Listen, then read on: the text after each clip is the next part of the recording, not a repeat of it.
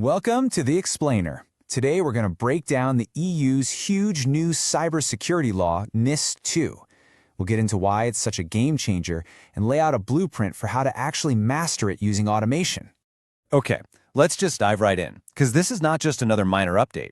We're talking about a massive shift in cybersecurity law, and it now pulls in thousands of more businesses all across the EU, everything from energy to digital services. So the real question is, are you actually ready for what's coming? To really get a handle on the impact here, we've got to start with what makes NIS2 so radically different from anything that came before it. This is a complete, fundamental change in how cybersecurity is handled, right at the very top of an organization. So here it is, the absolute crucial point. Accountability just jumped from the IT department straight into the boardroom. For the very first time, management boards have to personally sign off on security measures, and they can be held directly liable. We're talking sanctions, fines, for gross negligence. And to make sure this happens, NIS2 sets up a brand new mandatory baseline for what it calls cyber hygiene. Article 21 lays out 10 core risk management measures that every single company has to implement. It covers the whole shebang, from how you handle incidents to how you secure your supply chain.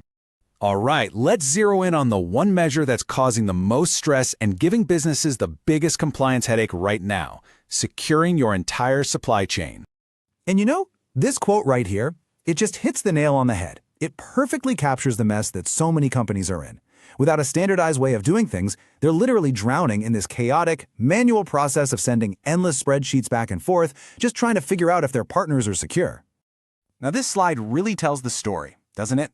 It shows that stark contrast between the old way, total manual chaos with disconnected spreadsheets and endless follow-ups, and the new way, automated, centralized control where everything is managed in one single place. And this is where you really see just how deep these new rules go. It is not just about your own security anymore. No, you have to assess every single direct supplier, you have to think about non-technical risks like where they're located, and you even have to keep a detailed inventory of all the software components you're using.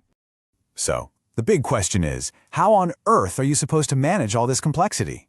Well, the answer isn't to work harder, it's to move away from all that manual effort and adopt a modern, automated cyber defense strategy. And that's powered by a compliance platform. This is the core idea, right? A dedicated platform acts as your single source of truth.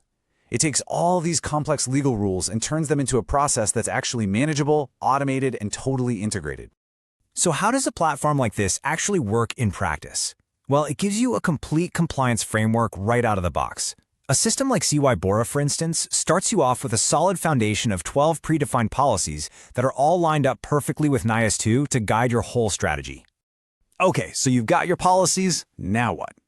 Well, on top of that foundation, it gives you 22 specific, pre-built controls.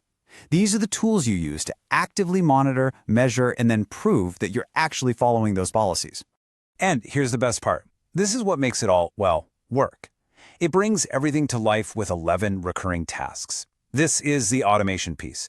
Things like supplier reviews and annual risk assessments that just happen. It ensures compliance becomes this continuous process running in the background, not some chaotic fire drill once a year. Now, a huge piece of this automation puzzle is support for something called SBOMs. Just think of it like an ingredients list for your software. It gives you that transparency you desperately need to find vulnerabilities and actually trust the third-party code you're relying on every single day. But here's the thing. NIS2 isn't just about the threats we're facing today. It's also looking ahead. The directive is literally forcing organizations to start planning for the future, specifically for the day when powerful quantum computers can shatter our current encryption. And look, these are not just abstract ideas. These are the official EU deadlines that your long-term risk management strategy now has to factor in. The switch to quantum-resistant security isn't optional anymore. It's a scheduled mandate. So let's see how all this comes together to build something much bigger. We're not just talking about checking a compliance box. This is about using automation to become a fundamentally stronger, more resilient organization. You know, one of the biggest wins you get with an integrated platform is pure efficiency. It gets rid of what the sources call double maintenance. So, when you update a security control for NIS2, it automatically updates it for other frameworks like GDPR or ISO 27001. You do the work just once. And the payoff here is crystal clear. Way less administrative work, much faster response times when things go wrong, and a complete, provable audit trail of all your security efforts, ready to go for regulators or the board at a moment's notice. So, when you boil it all down, here's the key takeaway. Mastering NIS2 isn't just a defensive cost you have to deal with. It's a proactive investment in your business's future, in its resilience, and in its reputation in the marketplace. And that leaves us with one final big question you should be asking yourself. As these new rules come into effect, are you looking at compliance as just another burden to manage? Or are you seeing it for what it really is, an opportunity to build your next competitive advantage?